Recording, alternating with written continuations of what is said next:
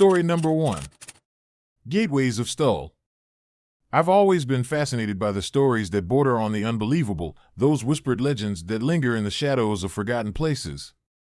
Stull, Kansas, was one such town, a name that conjured images of eerie cemeteries, mysterious phenomena, and tales of demons slipping through the veil between worlds. Locals spoke of the Stull Cemetery as more than just a resting place for the departed. They believed it was one of the gateways to hell itself. Skeptics dismissed these tales as mere folklore, but for me, a writer hungry for authentic horror, Stull represented the perfect setting for my next story. It was a chilly October evening when I decided to visit Stull. The town was small, nestled between rolling hills and dense forests that seemed to watch your every move. My car hummed along the deserted roads, the only sounds being the crunch of gravel under the tires and the distant hoot of an owl. As I approached the cemetery, the air grew thick with an unsettling silence, broken only by the rustling of dead leaves and the occasional distant bark of a dog. Parking my truck near the entrance, I took a deep breath, the crisp autumn air filling my lungs. The cemetery gates loomed before me, wrought iron twisted into grotesque shapes that seemed to writhe in the fading light. Legends spoke of strange occurrences here, ghostly apparitions, unexplained noises, and an oppressive feeling that weighed heavily on anyone who dared to enter after dark.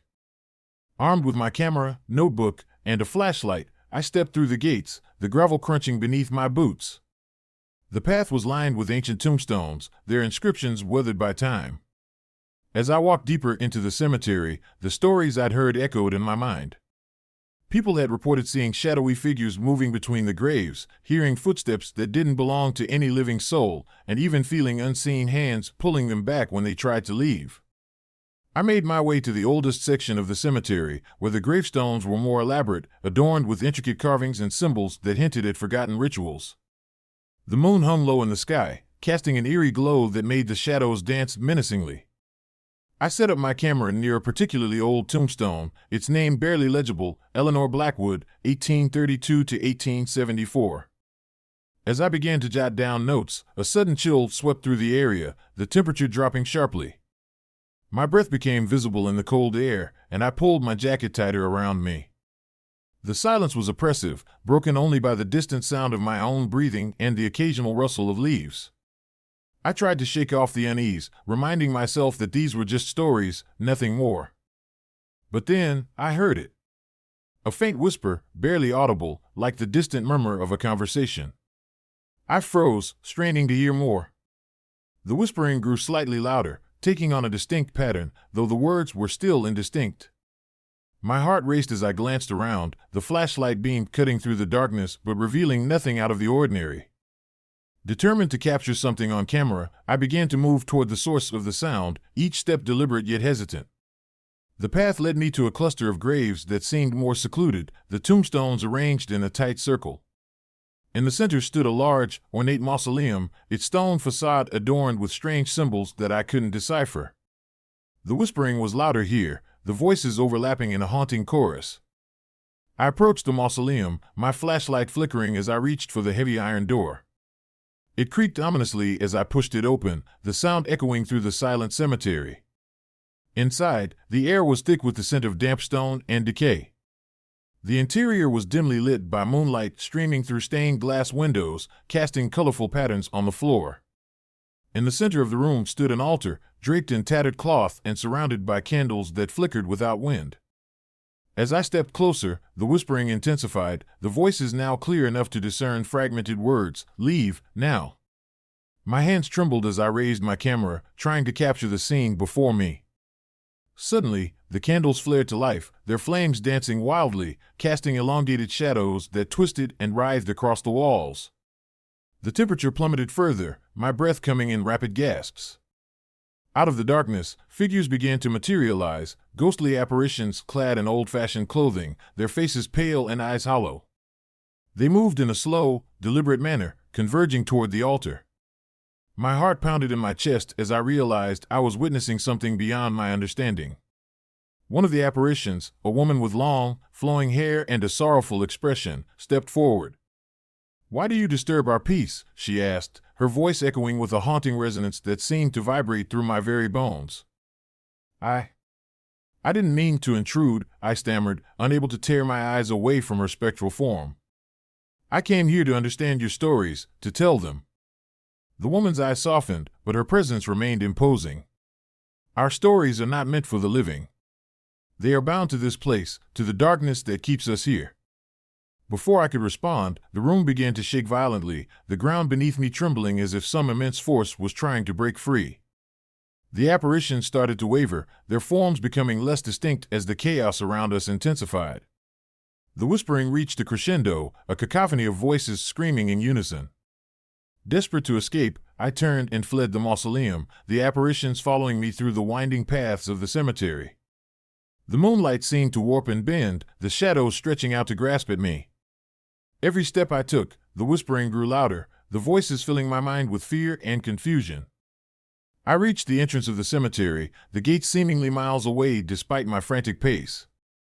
As I pushed through the iron bars, the whispering abruptly stopped, replaced by an oppressive silence that felt heavy and suffocating. I glanced back, expecting to see the apparition still chasing me, but the cemetery was eerily quiet, the graves undisturbed. Breathless and shaken, I collapsed onto the gravel path, my mind racing to process what I had just experienced. The stories of Stull were no longer just tales, they were a grim reality that I had witnessed firsthand. I knew I had to leave, to get as far away from this cursed place as possible.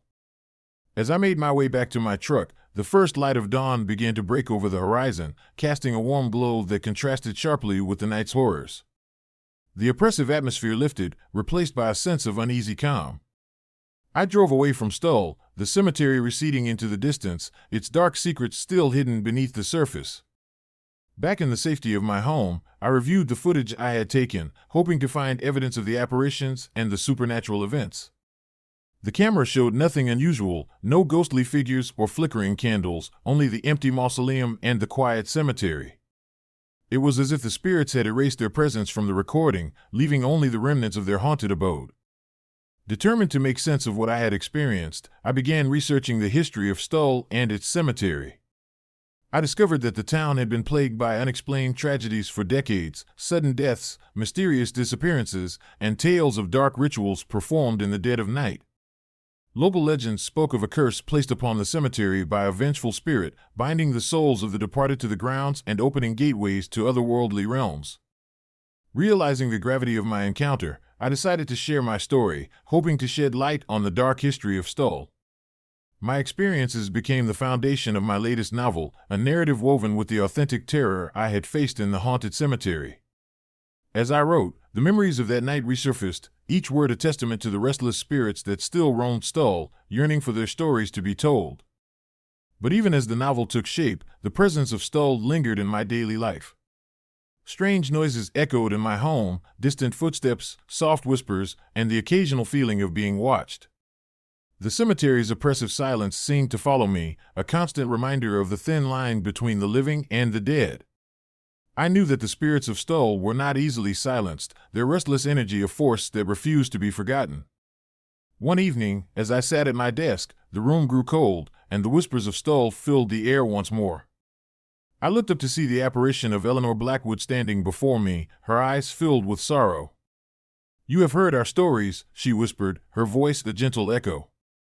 "Now, let them be heard by others." A sense of peace washed over me as her presence faded, the oppressive energy lifting as if a burden had been lifted.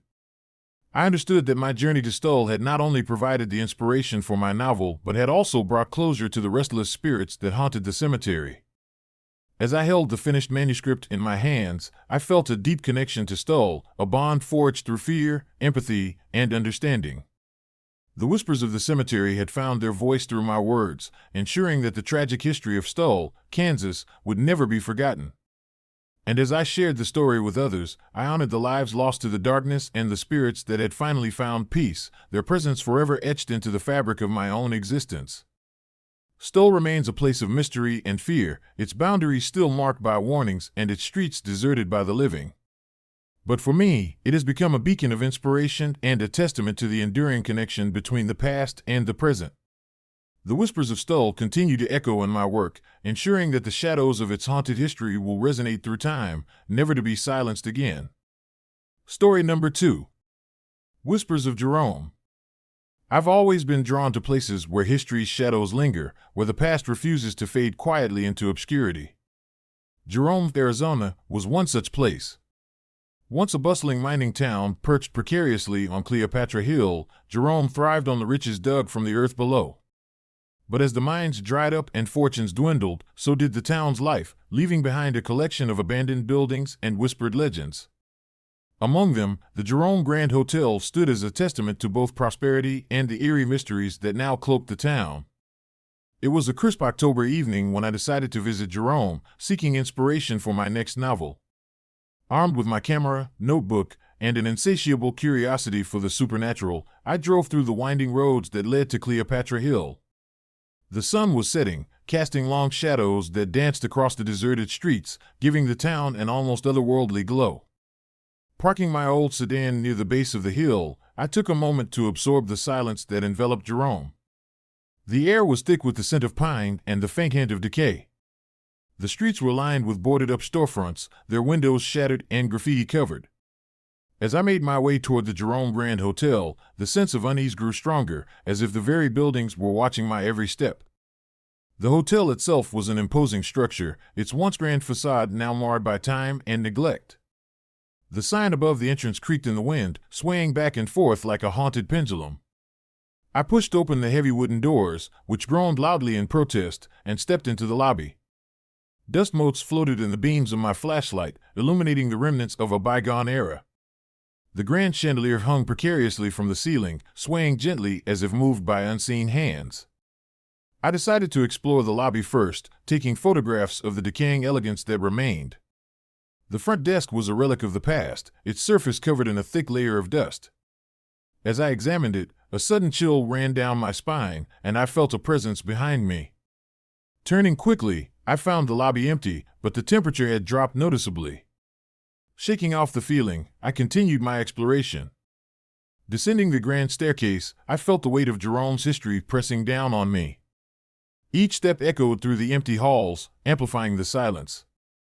I reached the top floor, where the guest rooms were located, and decided to check into one for the night.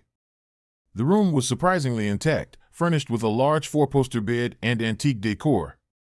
I set up my camera in the corner, hoping to capture any paranormal activity, and settled down to write. As midnight approached, the atmosphere in the room changed. The air grew colder, and the faint sound of footsteps began to echo down the hallway. I sat up, heart pounding, and listened intently. The footsteps grew louder, approaching my door. Summoning my courage, I reached for the camera to record the disturbance. Just as the footsteps stopped outside my door, a soft whisper filled the room. "Leave now." I froze, unable to move or speak. The whisper came again, more urgent this time. "Leave before it's too late." Mustering all my strength, I grabbed my notebook and flashlight, deciding it was time to leave. As I opened the door, the hallway was shrouded in darkness, the footsteps replaced by an oppressive silence. I hurried down the stairs, my every sense on high alert. Reaching the lobby, I noticed the chandelier swinging wildly, casting distorted shadows on the walls. Determined to escape, I made my way to the elevator. Pressing the button, I waited impatiently, the silence thick around me. When the doors finally opened, the elevator was empty, but the air felt heavy, charged with unseen energy. I stepped inside and pressed the button for the ground floor. As the doors began to close, a sudden gust of wind slammed them shut, trapping me inside. The elevator jolted to a stop between floors, and the lights flickered ominously. I pounded on the doors, shouting for help, but only silence responded.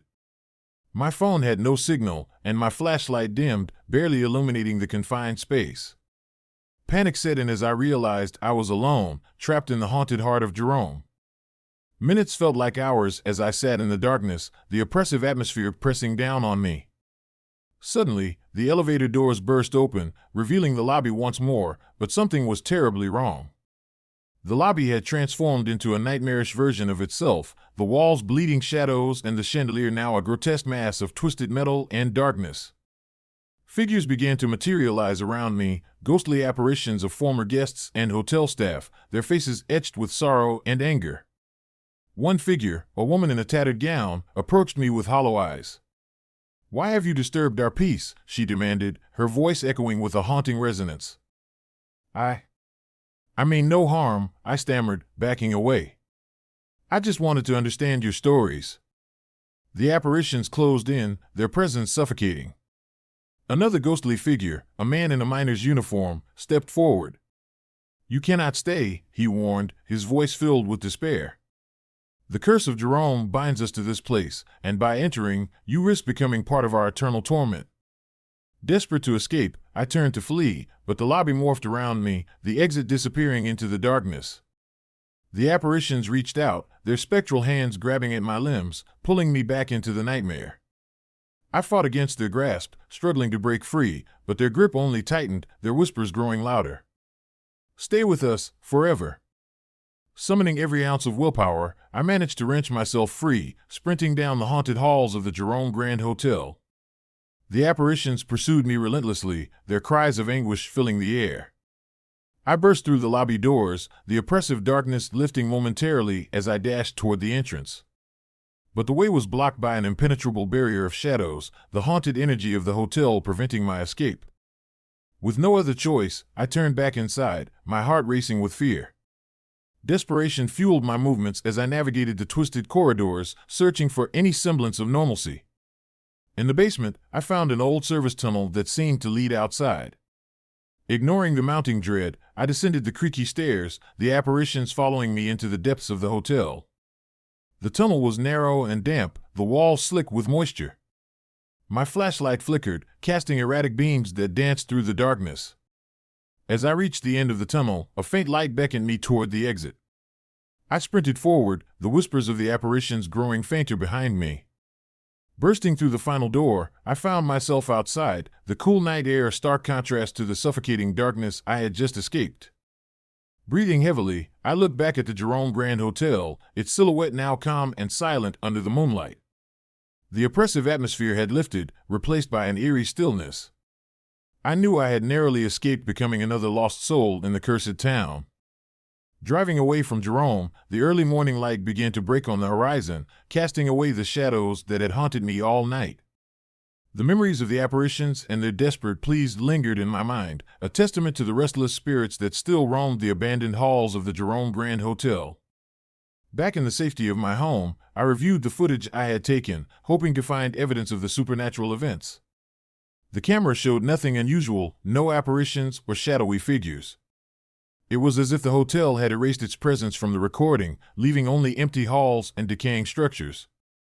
Determined to understand what I had experienced, I began researching the history of Jerome and the Grand Hotel.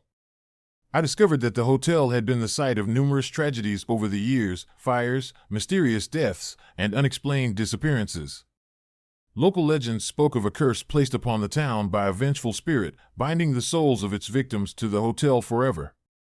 Realizing that my presence had disturbed something powerful and ancient, I decided to share my story, hoping to shed light on the dark history of Jerome. My novel took shape, weaving the real events with the supernatural elements I had encountered, creating a tapestry of horror and redemption. But even as I wrote, the presence of Jerome seemed to follow me. Strange noises echoed in my home, whispers in the night, footsteps in empty rooms, and the persistent feeling of being watched. The memories of that night on Cleopatra Hill haunted my every thought, a constant reminder of the thin line between the living and the dead. One evening, as I sat at my desk, the room grew cold, and the lights flickered ominously. The whispers of Jerome filled the air, their voices intertwining with the crackling of the fireplace. I looked up to see the apparition of the miner from the hotel standing before me, his eyes filled with sorrow. "You have given us our stories," he said softly. "Now, find peace for us, and for yourself." Determined to honor their request, I delved deeper into the history of Jerome, uncovering forgotten tales and lost souls yearning for closure. My writing became a conduit for their voices, each word a step toward healing the wounds that had plagued the town for generations. As the novel neared completion, the strange occurrences in my home began to subside. The whispers grew quieter, the footsteps less frequent, and the oppressive feeling of being watched lifted. I knew that my journey to Jerome had not only provided the inspiration for my work, but had also brought peace to the restless spirits that had haunted the town for so long. When the novel was finally published, it resonated with readers who felt the palpable tension and eerie atmosphere I had experienced firsthand. Reviews praised its authenticity and the depth of its haunting narrative, unaware of the true story behind the words. One night, as I received a call from a local Jerome historian, I felt a sense of fulfillment wash over me. The historian thanked me for bringing attention to the town's dark past, sharing that since the novel's release, Jerome had seen a decrease in paranormal activity, and the spirits seemed to rest a little easier. Driving back to Jerome for a final visit, I felt a sense of closure. The roads were clear, the town peaceful under the morning sun. The Jerome Grand Hotel stood silent, its haunted legacy now part of a story that had given its lost souls a voice. As I left Cleopatra Hill one last time, I glanced in the rearview mirror, seeing the town fade into the distance. The whispers of Jerome had been heard, their shadows lifted by understanding and empathy. I knew that while the town would always hold its mysteries, the connection between the living and the dead had been acknowledged, ensuring that Jerome's haunted history would resonate through time, never to be forgotten again. Story number 3. Shadows over Helltown. I've always been fascinated by places where the veil between reality and nightmare seems unnaturally thin, where the whispers of the past echo through the present like restless spirits. Helltown, Ohio, was one such place that had captured my imagination for years. Nestled deep within the Appalachian foothills, Helltown had earned a notorious reputation, stories of cults performing dark rituals, sightings of grotesque mutants roaming the woods, and accounts of inexplicable disappearances had turned it into a modern-day ghost town shrouded in mystery and fear. As a writer seeking authentic horror experiences to fuel my next novel, Helltown was an irresistible challenge.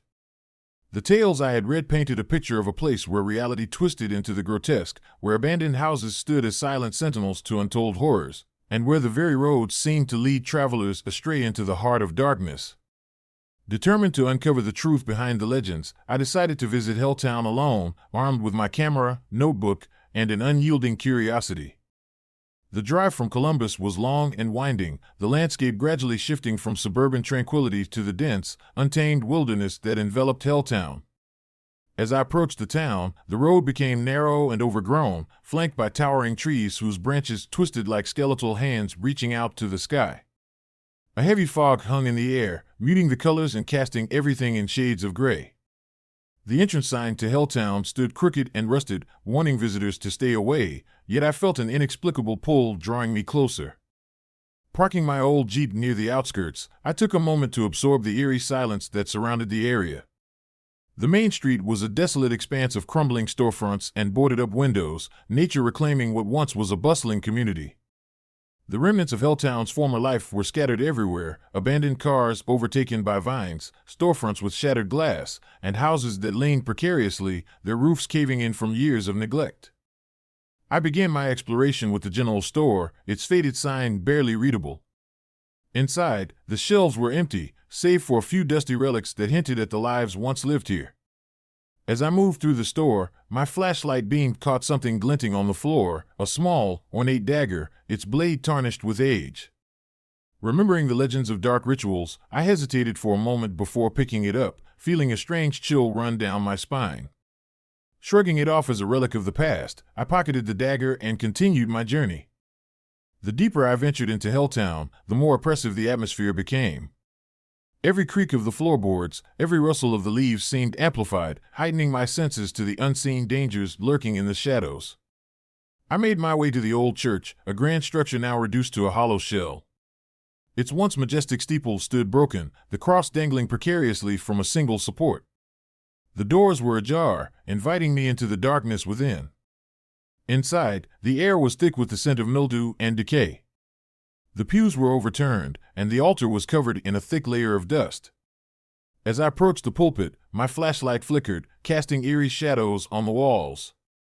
Suddenly, a low hum filled the room, a sound that seemed to emanate from the very walls themselves. My heart pounded in my chest as I strained to locate the source of the noise, but the room remained silent once more. Determined to document every aspect of Helltown, I set up my camera in the church, hoping to capture any signs of paranormal activity. As I reviewed the footage, a shadowy figure emerged in the corner of the frame, barely visible but unmistakably present. My blood ran cold as I rewound the video, watching in horror as the figure moved closer, its form distorting into something monstrous before disappearing altogether. I knew I wasn't alone. Shaken but resolute, I decided to explore further, making my way to the residential area of Helltown. The houses here were a testament to the town's rapid decline, windows shattered, doors hanging off hinges, and yards overgrown with weeds. One house, in particular, stood out, a large Victorian-era home that looked eerily intact compared to the others. Its porch was adorned with faded flowers, and the door, though slightly ajar, seemed inviting. Ignoring the growing sense of dread, I stepped inside. The interior was surprisingly well preserved, as if the inhabitants had just stepped out moments before. Furniture covered in white sheets, a grand piano in the corner, and family portraits hanging on the walls, all frozen in time. I began to document the space, my flashlight revealing the intricate details that had been swallowed by dust and neglect. As I approached the piano, the temperature in the room dropped sharply, my breath visible in the frigid air. Suddenly, the piano keys began to move on their own, producing a haunting melody that echoed through the house. I froze, my eyes wide with fear, as ghostly apparitions materialized around me, figures dressed in old-fashioned clothing, their faces contorted with anguish and despair. One of them, a woman with hollow eyes and a sorrowful expression, stepped forward, her voice a mere whisper. "Why are you here?" Before I could respond, the house began to shake violently, the walls groaning under an unseen force. The apparitions reached out, their hands passing through me like smoke, pulling me toward the piano. Desperate to escape, I turned and ran, the haunting melody chasing me through the corridors of the house. The front door slammed shut, and I found myself trapped, the house closing in around me. In a last-ditch effort, I remembered the dagger I had found earlier. With trembling hands, I drew it out, the cold metal a stark contrast to the warmth of my skin. As I faced the apparitions, I held the dagger aloft, hoping to ward off the spirits that sought to claim me. The room fell silent, the oppressive energy lifting slightly as the apparitions hesitated. "Leave us in peace," I demanded, my voice shaky but firm.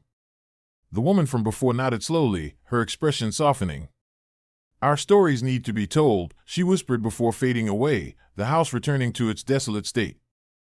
Breathing heavily, I exited the house, the weight of what I had experienced pressing down on me. The sun had set, and the once welcoming fog now seemed to transform into an impenetrable shroud of darkness. Determined to leave Helltown behind, I made my way back to my Jeep, only to find that the roads I had taken were now blocked, overgrown with thick underbrush that seemed to shift and move as I approached. Panic set in as I realized I was trapped, the legends of Helltown's cursed roads coming to life before my eyes. The temperature dropped further, and the sounds of footsteps echoed around me, growing louder and more frantic. Shadows danced at the edge of my vision, and the sense of being watched intensified. I knew I had to find another way out, but every path I took seemed to lead me deeper into the heart of darkness. In a desperate attempt to escape, I stumbled upon an old, abandoned barn on the outskirts of town. The door creaked open, inviting me into the dimly lit interior. Inside, remnants of past lives lay scattered, rusted tools, broken furniture, and old photographs peeling from the walls. As I explored, I found a map of Helltown pinned to the wall, marked with various locations and cryptic symbols. My eyes fell upon a symbol resembling the dagger I had found earlier, its significance unclear but undeniably important. Suddenly, the barn door slammed shut, and the oppressive atmosphere returned with renewed intensity. The shadows seemed to close in around me, and the whispers grew louder, filling the space with a cacophony of despair. I felt a presence behind me, and when I turned, I saw the woman from the house standing there, her eyes filled with sorrow. "Your presence has awakened our pain," she said softly. "To leave, you must help us find peace." Realizing that I couldn't escape without understanding the town's tragic past, I decided to follow the map, hoping it would lead me to the answers I sought. The path marked on the map led me to the old mill, another relic of Helltown's former prosperity now reduced to rubble. As I approached, the air grew colder, and the ground beneath my feet felt unstable, as if the very earth was conspiring against me. Inside the mill, I found an old journal tucked away in a hidden compartment. The pages were brittle and yellowed, the ink faded but still legible.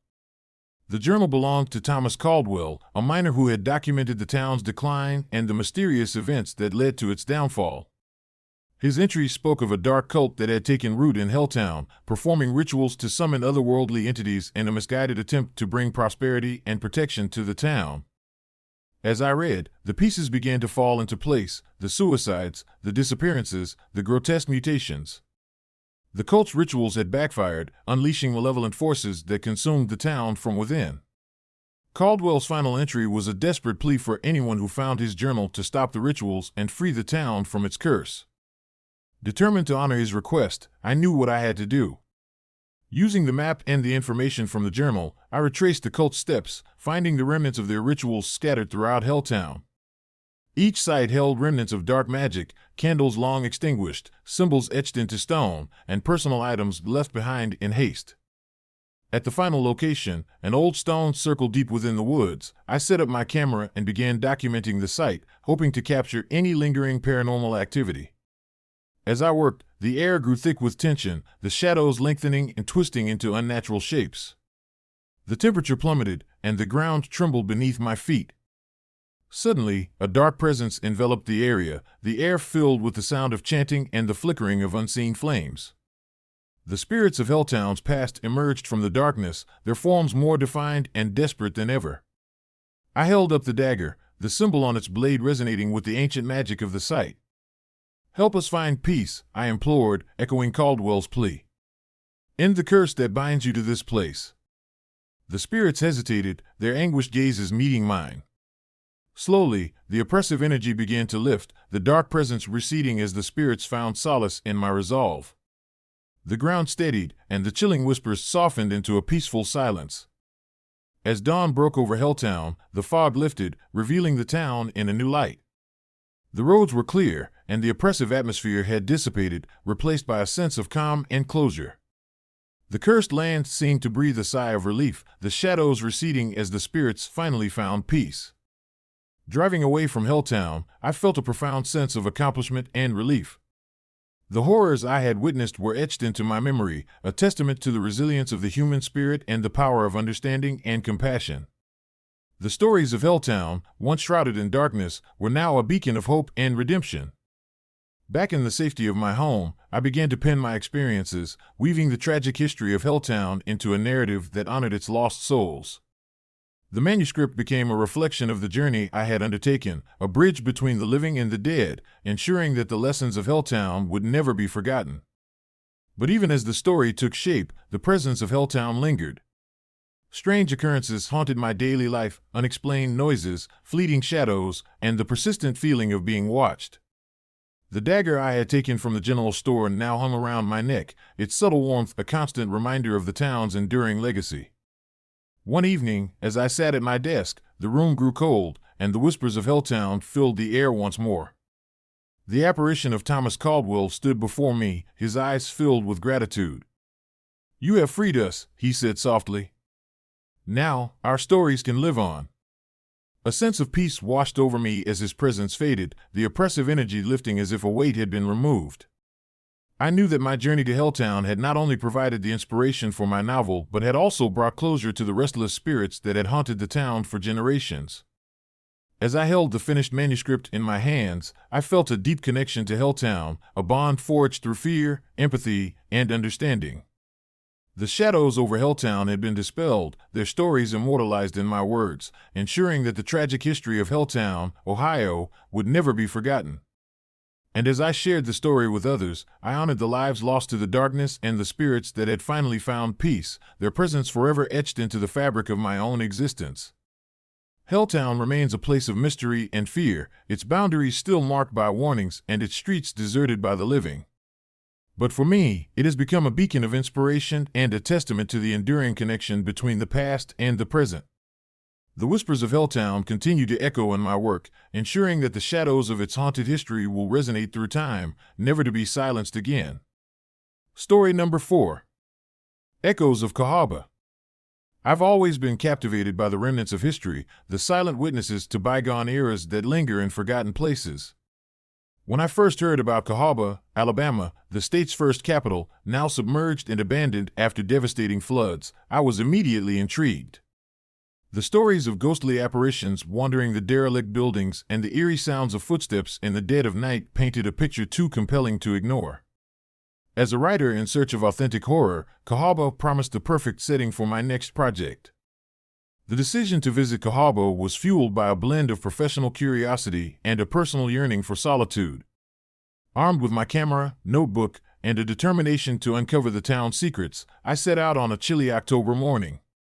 The drive from Montgomery was long, winding through dense forests and along the banks of the Cahaba River, which now seemed more like a spectral presence watching my every move. As I approached the remnants of the old capital, the landscape transformed.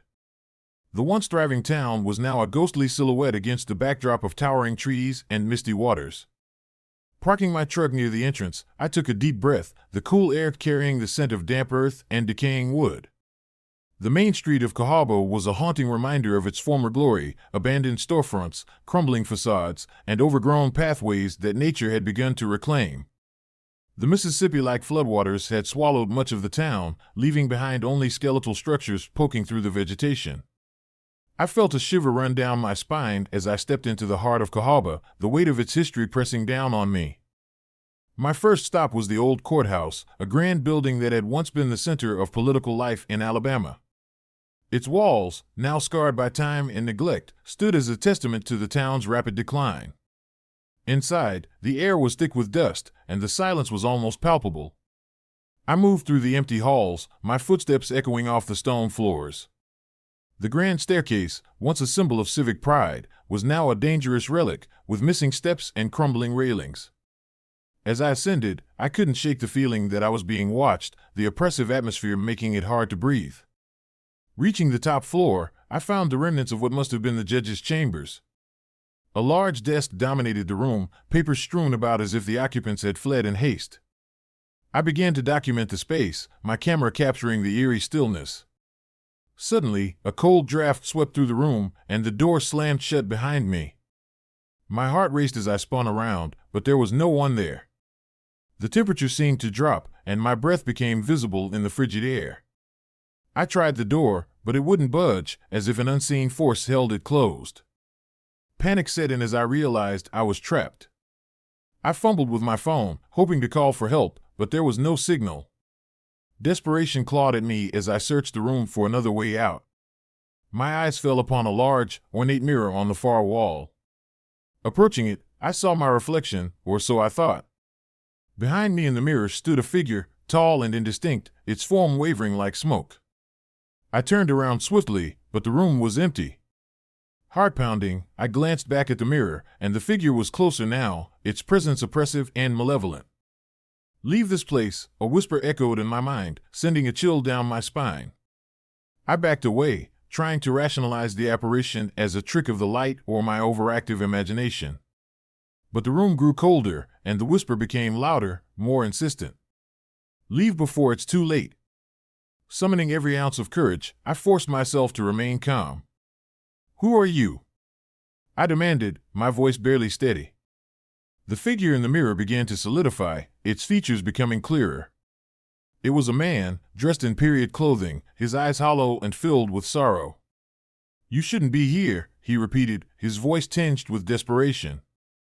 Before I could respond, the room began to distort, the walls bending and twisting as if the very fabric of reality was unraveling.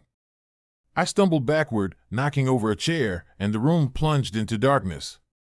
The oppressive weight lifted, and I found myself outside the courthouse, the morning sun breaking through the trees.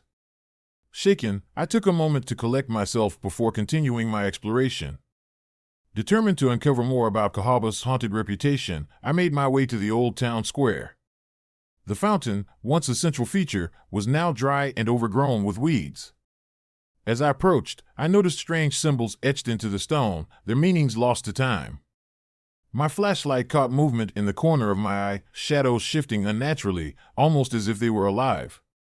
I turned to face them, but there was nothing there, only the silent expanse of the deserted square. Night was beginning to fall, and I knew I needed to find shelter. The abandoned hotel loomed ahead, its grand facade marred by decay. Pushing open the heavy doors, I stepped into the lobby, the air thick with the scent of mold and rot. The grand chandelier hung precariously from the ceiling, swaying gently as if moved by an unseen hand. I decided to set up camp here for the night, hoping to capture any paranormal activity on camera. As darkness enveloped the hotel, the atmosphere grew thick with tension. I sat in the lobby, jotting down notes and reviewing my footage, trying to ignore the unsettling sounds around me, distant footsteps, soft whispers, and the occasional creak of settling wood. The temperature continued to drop, and my breath became labored.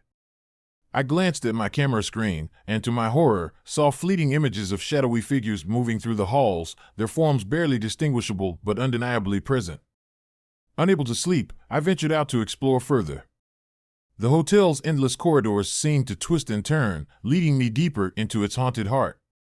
Each room I entered held its own story of loss and tragedy, the remnants of lives interrupted by the floods that had swallowed Cahaba. In one room, a child's toy lay abandoned on the floor, while in another, a broken mirror reflected distorted images of the past. As I navigated the labyrinthine hotel, I stumbled upon the grand ballroom. The room was vast, with a stage at one end and rows of decaying chairs facing the empty space. Moonlight streamed through the shattered windows, casting ghostly patterns on the floor. In the center of the room stood a lone piano, its keys missing and covered in dust. I approached cautiously, my flashlight flickering as I reached out to touch the instrument. Suddenly, the room came alive with the sound of haunting melodies, the music filling the air with an eerie resonance. From the shadows, apparitions began to emerge, dressed in Victorian-era clothing, their faces etched with sorrow and longing. They moved gracefully across the dance floor, their forms shimmering and translucent. I watched in awe as they performed a silent waltz, their movements synchronized and melancholic. One of the figures approached me, her eyes meeting mine with an intensity that pierced my very soul. "Why do you linger?" she whispered, her voice echoing through the ballroom. "Our stories remain untold." Before I could respond, the room began to shake, the walls trembling as if the very foundation of Cahaba was collapsing. The apparitions dissolved into mist, and the haunting melodies faded into silence. The temperature soared, and the oppressive energy that had plagued the hotel intensified. I knew I had to leave before the curse of Cahaba claimed me as it had so many others. Rushing back to my makeshift campsite, I grabbed my gear and fled the hotel, the sounds of Cahaba's restless spirits chasing me through the night. The journey back to my truck was fraught with terror. Trees seemed to reach out with gnarled branches, and the path twisted unnaturally, leading me deeper into the forest. My mind raced with thoughts of escape, but the haunting whispers of Cahaba's past echoed in my ears, urging me to leave their stories behind. Finally, I reached my truck, breathless and trembling. As I started the engine, I glanced in the rearview mirror and saw the silhouette of the old courthouse, its windows glowing with an unearthly light. Without looking back, I sped away, the ghostly presence of Cahaba fading into the distance as dawn broke over the horizon. Back in the safety of my home, the memories of Cahaba lingered like a shadow. I reviewed the footage from my trip, watching the apparitions and hearing the echoes of their tragic past.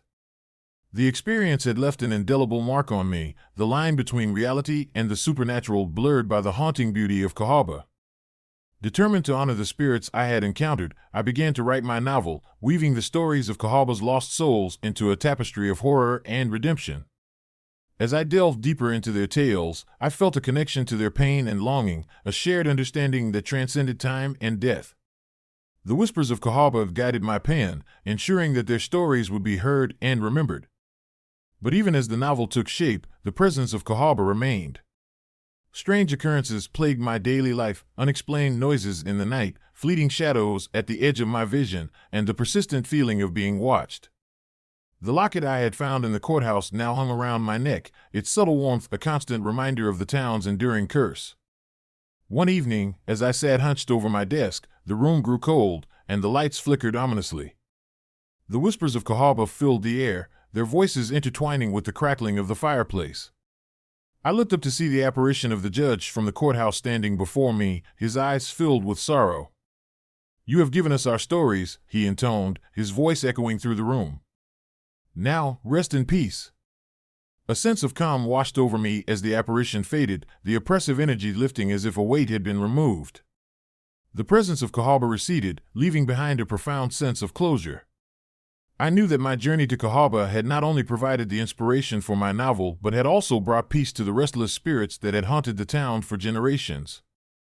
As I held the finished manuscript in my hands, I felt a deep connection to Cahaba, a bond forged through fear, empathy, and understanding. The echoes of the past had found their voice through my words, ensuring that the tragic history of Cahaba, Alabama, would never be forgotten. And as I shared the story with others, I honored the lives lost to the floods and the spirits that had lingered in the shadows, their presence forever etched into the fabric of my own existence. Cahaba remains a place of mystery and fear, its boundaries still marked by warnings and its streets deserted by the living. But for me, it has become a beacon of inspiration and a testament to the enduring connection between the past and the present. The whispers of Cahaba continue to echo in my work, ensuring that the shadows of its haunted history will resonate through time, never to be silenced again. Story number 5. Shadows of Dudleytown. I've always been drawn to places where the veil between the past and present feels particularly thin, where history isn't just written in books but etched into the very fabric of the land. Dudleytown, Connecticut, was one such place that had captured my imagination for years. Located deep within the rural expanse of Connecticut, Dudleytown was infamous not just as a ghost town, but as a place where the supernatural seemed to breathe through every crumbling structure and overgrown pathway. The tales of suicides, mysterious disappearances, and unsolved murders had earned it the moniker of the Cursed Town, a reputation that deterred most from venturing near its boundaries. But for me, as a writer seeking the spine-chilling authenticity that only real-life horrors could provide, Dudleytown was an irresistible challenge. The decision to visit Dudleytown wasn't made lightly. Armed with my camera, a sturdy notebook, and an unwavering determination, I set out on a crisp October morning. The drive from Hartford was long and winding, the landscape gradually shifting from suburban sprawl to the dense, untamed woods that enveloped the town. As I approached the signs warning against entry, a sense of unease settled over me, but curiosity pushed me forward. Parking my old SUV at the edge of the restricted area, I took a moment to gather my thoughts. The air was thick with the scent of pine and damp earth, a stark contrast to the urban environment I was accustomed to. The main road leading into Dudleytown was overgrown, nature reclaiming what once was a bustling community. Abandoned houses peeked through the foliage, their windows shattered and doors hanging ajar, inviting me to uncover their secrets. I began my exploration with the remnants of what must have been the town's general store. The wooden structure was partially collapsed, shelves emptied of goods long ago. As I stepped inside, the floorboards creaked under my weight, each step echoing through the silent building. Dust motes danced in the shafts of sunlight that managed to penetrate the boarded-up windows, casting eerie patterns on the walls. My flashlight revealed graffiti scrawled in haste, names, dates, and cryptic symbols that I couldn't decipher. It was easy to imagine the life that once thrived here, the laughter and chatter now replaced by an oppressive stillness. Moving deeper into the town, I made my way to the old church at the center of Dudleytown. Its steeple, once a beacon for the faithful, now stood crooked and broken, the cross barely visible against the darkening sky. The doors were ajar, inviting me into the hollow sanctuary. Inside, the pews were overturned, and the altar was stained with dark, ominous marks that hinted at untold tragedies. I couldn't shake the feeling that eyes were watching me, the weight of countless sorrows pressing down on me from every corner. As the day wore on, the shadows grew longer, and an unsettling silence enveloped the town. I decided to visit the cemetery, a place where many of Dudleytown's stories converged. The tombstones were weathered and cracked, names and dates barely legible beneath layers of dirt and moss. Walking among the graves, I felt a chill run down my spine, as if the spirits of those long gone were whispering their secrets just out of earshot. It was here that the tales of disappearances and unexplained deaths felt most palpable, the ground beneath my feet holding the memories of lives abruptly ended. Nightfall in Dudleytown was a different beast altogether. The darkness was thick and impenetrable, broken only by the faint glow of my flashlight and the distant silhouette of abandoned buildings. I set up my camera and notebook under the old church, determined to capture any signs of the supernatural that locals had whispered about.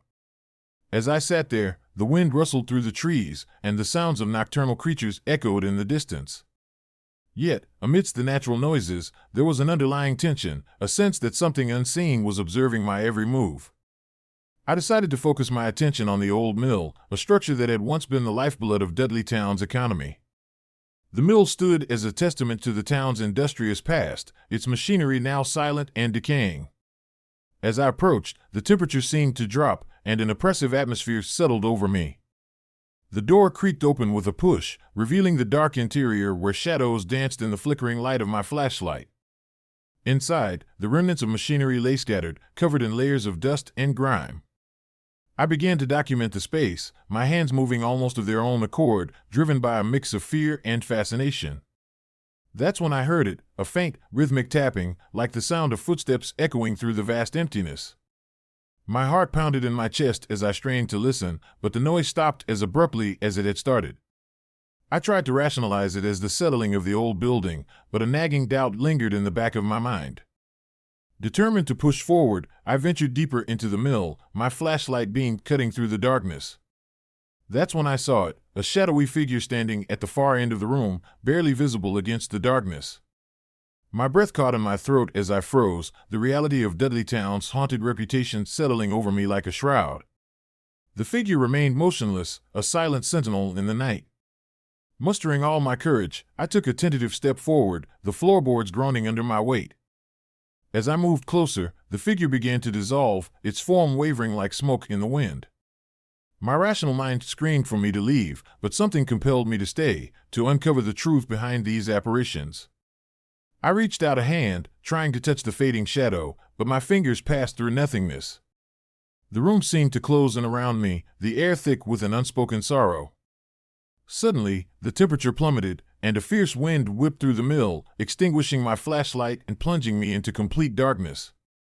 Panic surged through me as I fumbled to relight it, the sudden silence pressing in on me from all sides. Just as I thought I couldn't take it anymore, the light flickered back on, revealing the figure once more, but this time, it was different. The apparition stood closer, its eyes hollow and devoid of life, staring directly into mine. A voice, barely audible, echoed through the room. "Leave, before it's too late." Fear took root in my chest, and I turned to flee, but the door slammed shut with a force that sent me sprawling to the ground. I scrambled to my feet, adrenaline coursing through me, and tried the door again, only to find it immovable. The oppressive atmosphere grew heavier, and the whispers of the past seemed to swirl around me, their voices merging into a cacophony of anguish and despair. Desperate for escape, I remembered the stories of Dudleytown's cursed nature, that taking anything from the town would seal one's fate. I glanced around frantically, my eyes landing on a small, tarnished locket lying on the ground. Ignoring every instinct urging me to leave it alone, I picked it up, feeling a strange warmth emanate from the metal. The moment my fingers closed around it, the room shifted, the oppressive weight lifting ever so slightly. Realizing that the locket might hold the key to breaking the curse, I clutched it tightly and focused on the figure before me. "I'm sorry for disturbing you," I whispered, my voice barely steady. "I just want to help." The apparition seemed to soften, its form becoming less defined. The whispers grew quieter, the air lighter, as if acknowledging my plea. Slowly, the door creaked open, and the darkness began to recede. Without looking back, I bolted from the mill, the chill of the night air enveloping me as I ran through the overgrown pathways back to my vehicle. Driving away from Dudleytown under the cover of dawn, I couldn't shake the feeling that the town had left an indelible mark on me. The sun's first rays pierced the horizon, casting long shadows that seemed to dance in the rearview mirror. The locket lay on the passenger seat, its presence a constant reminder of the night's harrowing events. Back in the safety of my home, I placed the locket on my desk, staring at it long into the night. The memories of Dudleytown were vivid and haunting, the stories of its cursed past now intertwined with my own. I knew that the town's restless spirits would remain with me, their whispers echoing in my mind, urging me to share their tales. As days turned into weeks, the experience in Dudleytown became the foundation of my latest novel, a story born from the shadows of a town that refused to let its past be forgotten. The more I wrote, the more I felt a connection to the spirits I had encountered, their stories finding life through my words. It was as if Dudleytown had chosen me to be its voice, to ensure that the tragedies and sorrows of its inhabitants were never lost to time. But even as the novel took shape, I couldn't escape the lingering presence of Dudleytown. Strange occurrences began to plague my daily life. Objects moved without explanation, shadows danced at the edge of my vision, and the locket seemed to hum with an unspoken energy. It was clear that the town's curse was not easily broken, its influence extending far beyond the confines of its abandoned streets. One night, as I sat hunched over my desk, the power flickered and went out, plunging my home into darkness. The room grew cold, and the whispers of Dudleytown filled the air, their voices a haunting melody that resonated with the pain of the past. I looked up, seeing the apparition of the miner from the mill standing in the corner of the room, his eyes filled with sorrow. "You must finish our story," he whispered, his voice echoing through the silence. "Only then can we find peace." Determined to honor their request, I continued to write, each word bringing me closer to understanding the depths of Dudleytown's curse. The line between reality and the supernatural blurred as the spirits of the town guided my pen, their stories unfolding on the pages before me. It was a process both terrifying and cathartic, a journey into the heart of darkness that ultimately led to a sense of closure. When the novel was finally complete, I felt a weight lift from my shoulders. Dudleytown's curse had been transformed into a narrative that honored its lost souls, giving voice to their suffering and ensuring their stories would live on. As I held the finished manuscript, the presence in the room seemed to dissipate, the oppressive atmosphere lifting as if the spirits had found the peace they so desperately sought. Driving away from my home with the manuscript in hand, I glanced in the rearview mirror one last time. The shadows of Dudleytown lingered, but now they felt less like a curse and more like a reminder of the resilience of the human spirit and the power of storytelling to bridge the gap between the living and the dead. Dudleytown, Connecticut, remained a place shrouded in mystery and fear, its boundaries still marked by warnings and its streets deserted by the living. But for me, it had become a beacon of inspiration and a testament to the enduring connection between the past and the present. The whispers of Dudleytown would forever echo in my work, ensuring that the shadows of its haunted history would never be forgotten. Story number 6. Whispers of Bodie. I've always been fascinated by ghost towns, places where history stands still, and the echoes of the past linger in the air like a stubborn fog. Bodie, California, was one such place that had captured my imagination for years. Nestled in the eastern Sierra, Bodie was once a bustling gold mining town during the late 1800s. Today, it's a preserved ghost town, a time capsule of a bygone era. But Bodie wasn't just another abandoned town to me, it held a darker reputation, whispered among locals and seasoned travelers alike, a curse that befell anyone who dared to take something from its desolate streets. The decision to visit Bodie was spurred by a combination of curiosity and a desire to escape the relentless pace of modern life. Armed with my camera, a notebook, and an insatiable need to uncover the stories hidden within its withered buildings, I set out on a chilly October morning. The drive from Sacramento was long and winding, the landscape transitioning from urban sprawl to the rugged beauty of the Sierra Nevada foothills. As I approached Bodie, the road narrowed, flanked by rocky outcrops and sparse vegetation, giving way to the skeletal remains of what once was a thriving community. Parking my old Jeep near the town's entrance, I took a moment to absorb the eerie silence that enveloped the area. The air was crisp, carrying a faint scent of pine and something else, something metallic that I couldn't quite place. The main street stretched out before me, lined with dilapidated storefronts and boarded-up windows. Each building seemed to hold its breath, frozen in time, their facades telling tales of prosperity now lost to decay. I began my exploration with the general store, its wooden sign creaking in the breeze. Inside, the shelves were empty, save for a few remnants of merchandise long gone. Dust motes danced in the shafts of sunlight piercing through the gaps in the boarded windows. As I moved through the store, my fingers brushed against the worn counter, tracing the grooves left by countless hands that once handled goods and transactions. It was easy to imagine the bustling activity that had filled this space, the laughter and chatter now replaced by an oppressive stillness. Continuing down the street, I arrived at the Bodie Cemetery, a solemn reminder of the lives that had been lost to time and tragedy. The tombstones were withered and broken, names and dates barely discernible beneath layers of dirt and moss.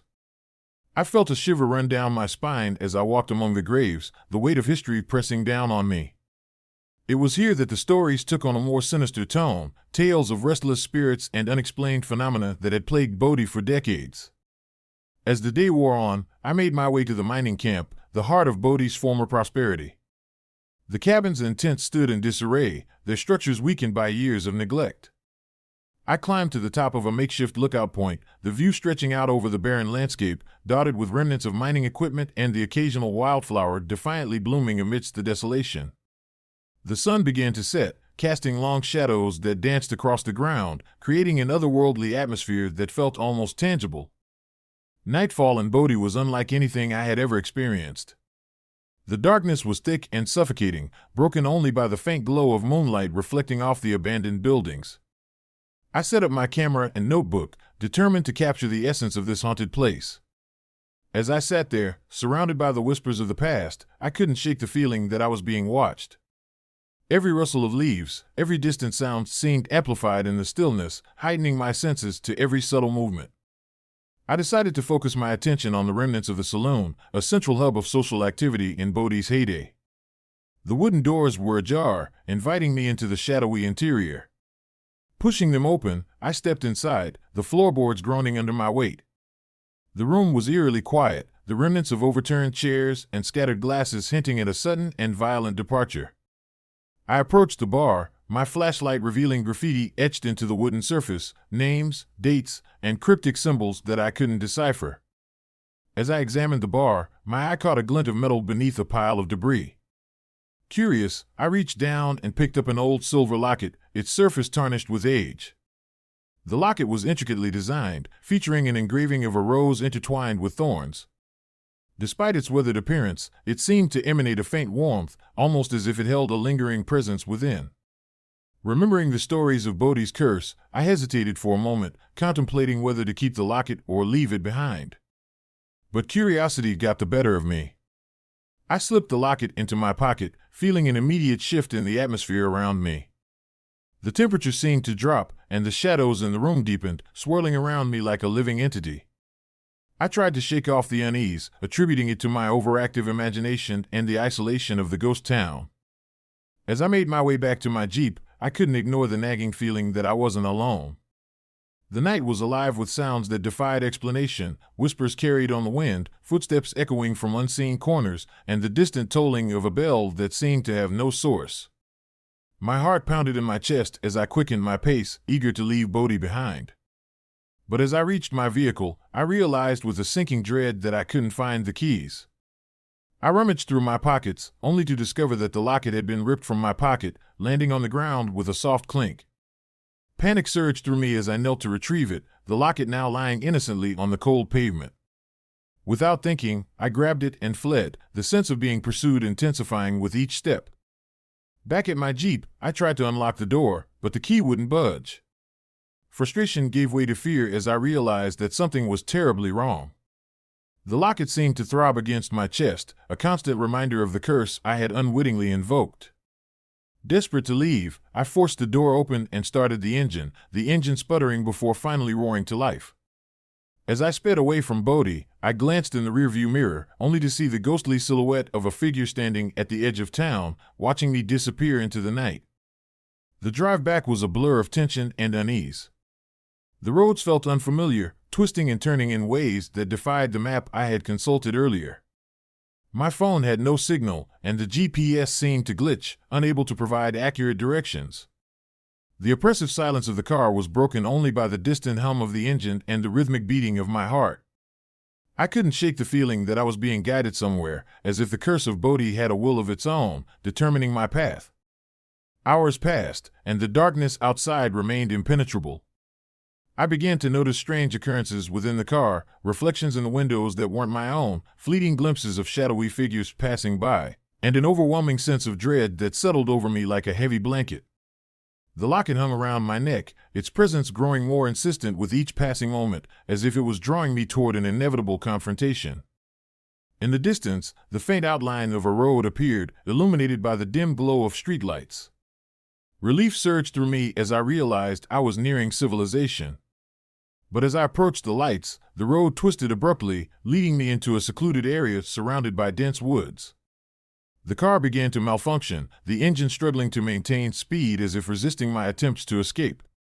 Panic set in as I tried to regain control, but the vehicle seemed to have a mind of its own, steering me deeper into the darkness.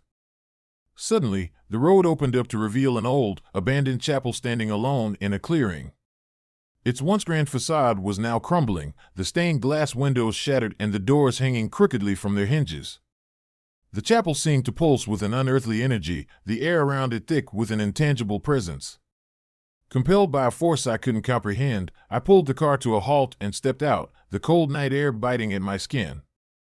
Approaching the chapel, I felt the weight of countless eyes upon me, the spirits of Bodhi's past converging in this sacred ground. The doors creaked open with a slow, deliberate movement, inviting me into the darkness within. My footsteps echoed as I entered, the interior bathed in a dim, spectral light. The altar stood at the far end, adorned with remnants of religious iconography now tarnished by time and neglect. As I moved closer, the locket began to glow with a faint, otherworldly light, drawing me toward the altar. My reflection in a shattered mirror caught my eye, revealing not just my own image but a multitude of ghostly faces staring back at me, their eyes filled with sorrow and accusation. The realization hit me like a tidal wave. I had become entwined in Bodhi's curse, my fate now linked to the restless spirits that haunted this forsaken town. Desperation clawed at my mind as I frantically searched for a way to break free. The whispers grew louder, surrounding me with tales of greed and loss, of lives cut short by the relentless pursuit of fortune.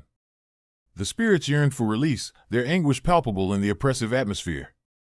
I clutched the locket tightly, understanding that to lift the curse, I needed to return what I had taken, a tangible connection to the town's tragic past. With trembling hands, I placed the locket on the altar, the room responding with a surge of energy that threatened to overwhelm me.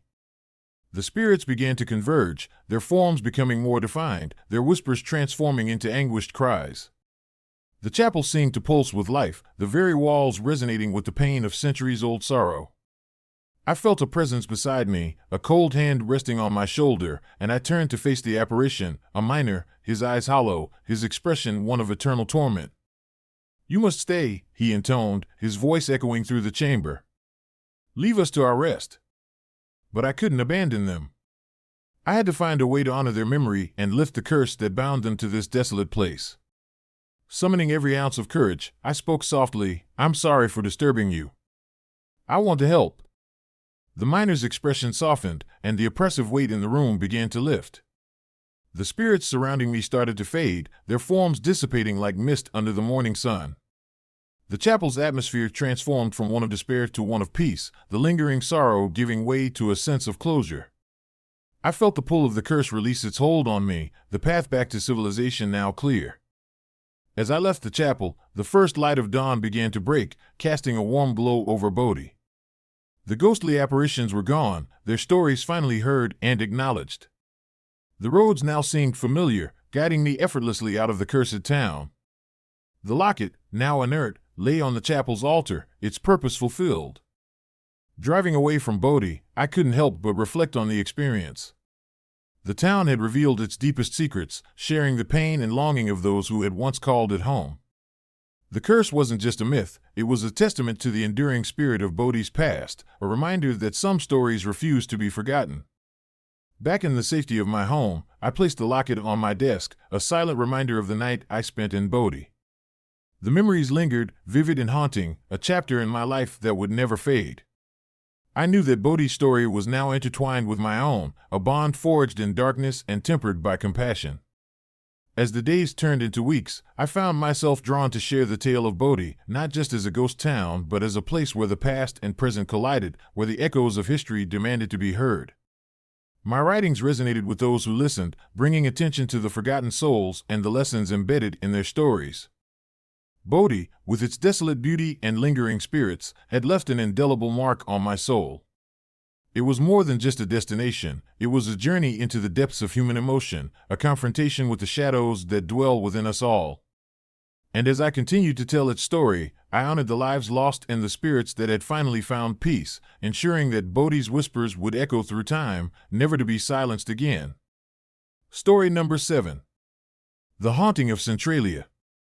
I'll never forget the day I decided to leave the hustle and bustle of city life behind to visit Centralia, Pennsylvania, a ghost town shrouded in eerie legends and urban myths.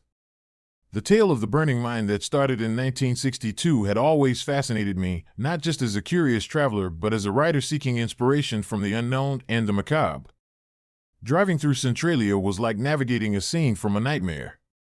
The roads were cracked and uneven, the ground beneath my tires radiating heat from the ever-burning mine below.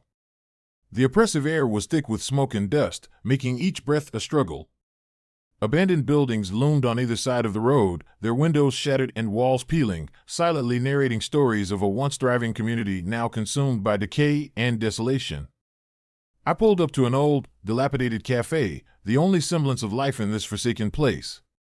Inside, the remnants of what once was still lingered, broken wooden chairs, tables covered in layers of dust, and a lingering scent of stale coffee. At a corner table sat an elderly man, his eyes distant as they gazed out the window. Summoning my courage, I approached and took a seat across from him. "First time here?" I asked, trying to break the silence. He looked up, his eyes reflecting a dim light.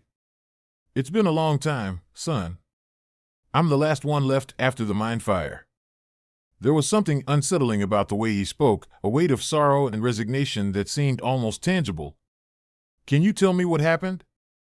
I inquired, eager to uncover the truth behind the legends. He sighed deeply, his voice heavy with memories. "Back in '62, the mine caught fire. It wasn't just any blaze, it felt like a curse. The fire never went out, and slowly, Centralia became a no man's land. People say it's haunted by the souls of those who perished in the flames, trapped beneath the earth." A chill ran down my spine as his words sank in. That night in Centralia, sleep eluded me as I pondered the fate of the town's lost souls. The oppressive silence of the abandoned streets was punctuated only by the distant rumble of the eternal fire below, a constant reminder of the tragedy that had befallen this place. Determined to delve deeper, I wandered through the main street, observing the skeletal remains of buildings that once bustled with life. Suddenly, the sound of footsteps echoed behind me. I spun around, heart racing, but saw no one. The cold grip of fear tightened as I pressed on, the sensation of being watched growing stronger with each step.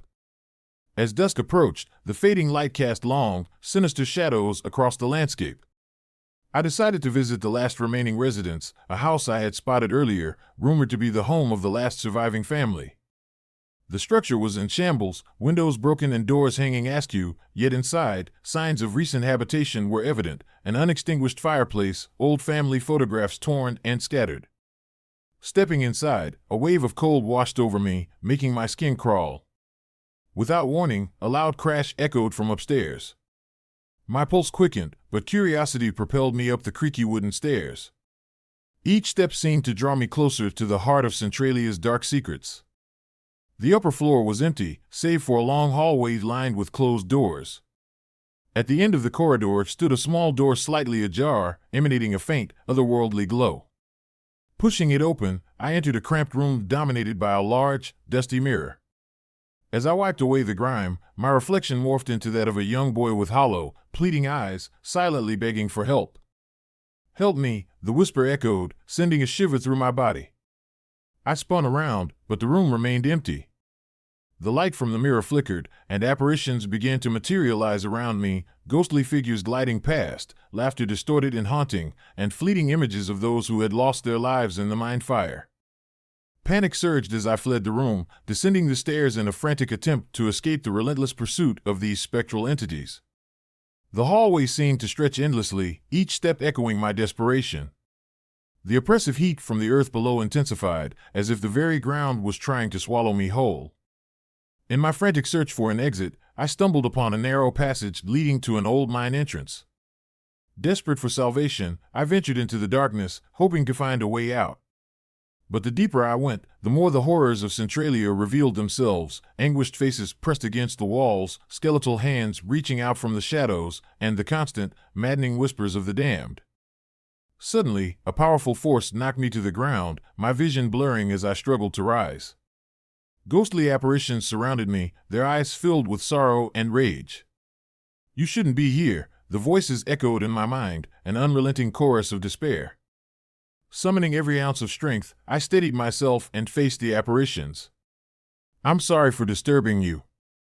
I just wanted to understand your story, I pleaded, my voice barely above a whisper.